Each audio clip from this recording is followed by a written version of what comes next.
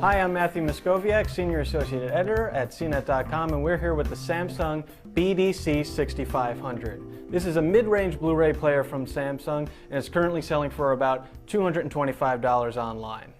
As you can see, the design's a little bit different for Samsung, which we liked. There's not as much glossy plastic on the front. It has kind of a brushed metal look, although it is plastic, and that's nice because you're not going to see as many fingerprints or smudges on the front of your Blu-ray player.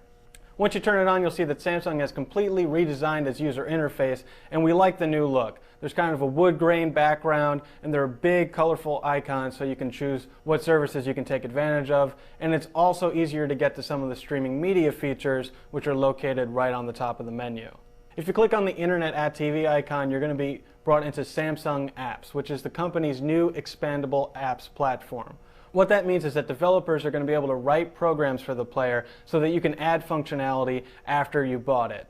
We don't know if the Samsung Apps platform is going to take off, but there's already plenty of great streaming media services available, such as Netflix, Vudu, Pandora, and YouTube. If you look around back, you'll see the connectivity available on the player. There's a standard port such as an HDMI output and an optical audio output, but the big step up on this player is the 7.1 analog output, which most competing Blu-ray players have dropped from their mid-range players this year. That's a nice step up if you have an older non-HDMI receiver, so you'll still be able to take advantage of those high-resolution audio formats like Dolby True HD and DTS HD Master Audio.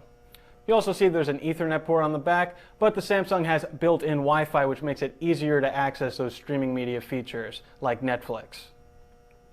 There's also 1 GB of onboard storage, so you don't need to connect a separate USB flash drive if you want to access BD Live downloadable content. Pretty much the only feature the BDC6500 doesn't have is 3D Blu-ray capability, which Samsung offers on its flagship BDC6900. Now, that's probably not a big deal if you're not thinking about going into 3D anytime soon. However, we would mention that the competing Sony BDP S570 is going to be 3D upgradable, and it costs about the same amount. So if 3D is something that you're thinking about in the future, you may want to check out the Sony. In terms of Blu-ray image quality, we were really impressed with the Samsung. It passed all of the most important test patterns that we threw at it, and it also handled our standard program material tests. Sure, our high-end Oppo BDP83 reference Blu-ray player passed a couple more test patterns, but it's just not a difference that you're going to see on the vast majority of Blu-ray movies. Our biggest disappointment with the BDC6500 was operational speed, as it wound up being one of the slower Blu-ray players that we've tested this year. It actually did okay if the player was already booted up and you're just trying to load a simple movie without any BD Java menus, but if the player was turned off, it took a little bit longer to boot up, and some of those movies with BD Java menus like Pirates of the Caribbean or Spider-Man 3 took longer than other competing players like the LG or the Sony.